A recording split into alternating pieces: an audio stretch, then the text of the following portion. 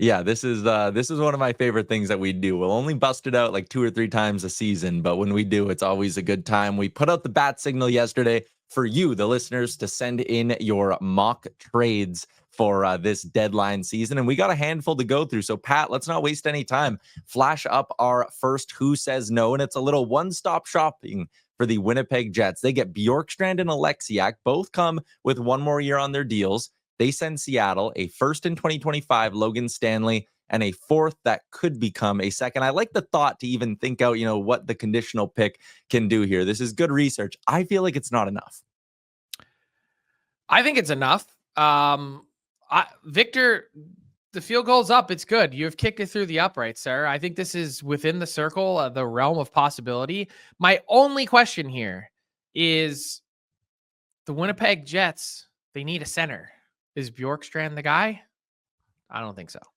Yeah, and I guess that would be my one pushback as well, is like that is great to add another scoring winger to that forward group there, but you will still have Vladislav Namestnikov centering that second line. Yeah, and if you're giving up your first, you're losing a lot of your assets to then go out and trade for that center. So, but as a whole, the general thought process and parameters of the deal, this would be accepted on the Frank Commissioner scale. Matt is in. Maybe he's a Jets fan. He says, "Please trade away Stanley." Stanley, it feels like he's just been lingering there forever. Between him and Ville Heinola, they're just there. They're existing. Yeah. Pat, what's our next one we got here? Edmonton maybe solves their goaltending problems. They get pending UFA Karel Vejmelka for a fourth and a seventh. Frank, where I think this one lines up is Jake Allen with term got a third last year at 50% retained. A third that could become a second. Could become a second. So is it just a matter of Edmonton has to up the pick here a little bit? Yeah, by a lot of bit, I think. Even though he's a pending UFA? Yeah, this gets rejected, I think, because I think he means more to Utah. I also think Vejmelka is better than Jake Allen, by the way. Fair. But I think with Utah has some scant playoff hopes left. I know it seems far-fetched at this point, but I'm not willing to concede that 8th spot just yet, even though they're 6 points back, even though they've struggled a bit of late. I still think when they get all their pieces together and in the lineup, that team could be more dangerous. So it's going to take more than that. At this point, why even do it? You might as well keep Vejmelka for a fourth and a seventh and just have him walk at the end of the year if that's the case. Yeah, and that's kind of exactly what our friend Turd Ferguson says, who says Utah doesn't need any more picks. It's time for them to make hockey deals. And I think that's why Vejmelka will stay put in Utah. We got one more that we kept along the lines of being kind of realistic, but it's Ryan Lindgren going to Tampa Bay, 50% retained for a second and a fourth. I basically look at this as the Rangers get a second for the player and a fourth for keeping half his money as well, which feels like it tracks with the value needed here for the pending UFA. What do you think of this one, Frank? Yeah, I think it works. Bald Panarin, congratulations. This also field goal is good. This does go through the uprights in terms of a deal that would make sense. I think if the New York Rangers were to get a second for Ryan Lindgren, they'd be really happy. I also think they're in obviously a playoff chase and want to be a playoff team. Probably still pretty shrewd asset management, though, for a guy that is very likely to be moving on in the summer. And from a Lightning perspective, though, my only question is, does Ryan Lindgren solve enough of your problems to warrant giving up the second and fourth?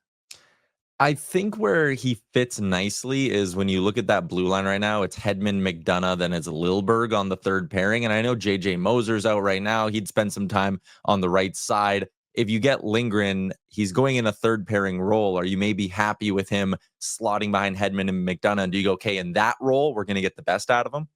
Yeah, I think that makes some sense.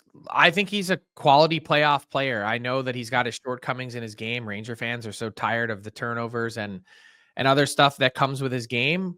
And it's almost like because he's played so poorly of late that people have forgotten, just how much of a linchpin he was for that team's success in the postseason the last few years.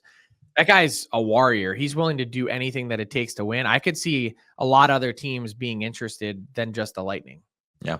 Tampa Bay also does have an extra second round pick coming up in the 2025 draft. Let's get to some wild ones here. A few that are a bit more out of left field. And I got two Seth Jones proposals for you. Both have very different value attached to them, Frank. We have one where it's Chicago gets a 5th round pick in 2054, joked Bedard for Calder. But it's basically just they get out of the deal. There's no money retained. Chicago just sends them to Dallas. The other one from an Avs fan says the Avs will give up Ross Colton, the prospect, and 2 2025 second round picks for Seth Jones at 50% retained. That's so much money to retain.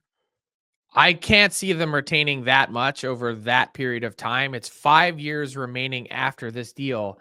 And not for nothing, like, I don't think Ross Colton does anything for them. Maybe the 2 second round picks are interesting, but that's a tough one. I think there has to be some middle ground between these two deals, right? Like, it can't be get absolutely nothing just to move off of the deal. I think there's probably a little bit more value than that. And it can't also be retaining 50%. What would that like middle ground, hey, we'll retain just a hair over $2 million. What does that return look like? That's the one that I'd be most interested in. But I like the thought process, Nick. Nick's on, I think, is somewhat on the right track here. Just too much retained. Yeah, I think so too, actually. Like, I looked at this, and if that was 25% retained or 20% retained or whatever, I could see the Hawks this summer going, yeah, Ross Colton is a guy. We're going to slot him into our middle 6 here, and he gives us a good NHLer. Maybe, Colorado would probably like to get out of the $4 million if they have other plans this offseason and money to spend elsewhere. I think it's close. Just the money retained is, like you said, just a touch off. What's the next one we got here? I love this one. Elias Pettersson to Buffalo before that no trade clause kicks in for Dylan Cousins, Zach Benson, and a 1st round pick. That's a couple of pretty premium assets for Vancouver to get if they were to go down this road. Is it an unprotected Buffalo 1st round pick? That is a great question. If that is the deal, I love this for Vancouver, and I would do this in a heartbeat. I mean, Pettersson could be something. We've seen him be something, but we've seen a calendar year plus now of him be outscored by Brock Besser now. Yeah. And look, I think Dylan Cousins still has a lot to prove, but what it would do is reset the Vancouver Canucks cap table. You go from 11-6 down to 7 and change. I don't know. Like, and it's the 1st round pick that's super attractive from the Vancouver perspective. That Buffalo pick is it's going to be really valuable. I don't care if it's this year or next. It's probably still going to be really valuable. Yeah. Okay. I would do this in a heartbeat if I was Vancouver. I think I would too. And a lot of people in the chat kind of saying, like, yeah, no way Buffalo's doing that. Buffalo's not doing that. But if you're going to pry Pettersson out of Vancouver, you probably do need to overpay a little bit because, again, Vancouver's not in a spot like with Miller where they're forced to trade him, right? Probably, yeah. I'd say Buffalo. Who says no? That's the name of this game. Buffalo says no.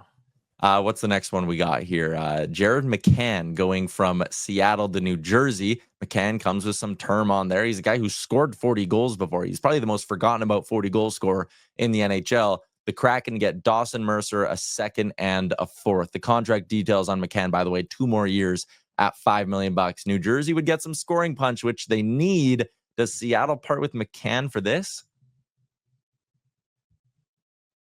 I don't think so. I don't know how this helps Seattle. Because that's the big thing that I've been thinking about for weeks or months now with this Kraken team. How do they find difference makers? I'm not convinced Dawson Mercer will be one. Could be. But Jared McCann is among the closest that they have to being one. This isn't enough to make you want to jump out of your seat and do it. And I think that's one of the big questions for the Kraken in general when it comes to this deadline is, can Ron Francis be talked into something that he doesn't have to do? The have-to-dos are Yanni Gourde, who's banged up, hernia surgery, and Brandon Tanev. The obvious, of course, must do. But what about one of the other guys that was in one of our trade proposals, Jamie Alexiak? What about Bjorkstrand, or go through the list. Could someone pry Jared McCann out of Seattle? I think you could, but this deal specifically isn't going to be enough to get it done. Yeah, if I'm Seattle and I'm parting with a guy whose contract is that good as well, I need either a first round pick that I can look at and go, at least that has a chance of turning into a star, or I need like a legitimate high end young player who it's like, okay, that guy is going to be a top line player for us one day. Otherwise, I'm just going to keep McCann and wait until that offer comes around. Last one, Frank, a swap of young players. Marco Rossi for Shane Pinto in a second. This would be along the lines of a stunner like middle stat for Byram last year, where it's like two young players going back and forth, and we're all like, what? What's going on? Who says no? The Sens. The Sens would say no. Why are you adding a premium in for Marco Rossi? Do you think Marco Rossi is a better centerman? Like a better all-around centerman? Maybe. The Sens say no to this, though. They really like Shane Pinto. They don't have any interest in moving him.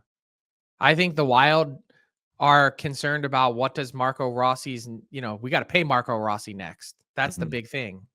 They've kind of made determinations on some players, whether it was Fiala or others, really like the player, but we're just not going to commit the dollars to do it. So we're going to move on.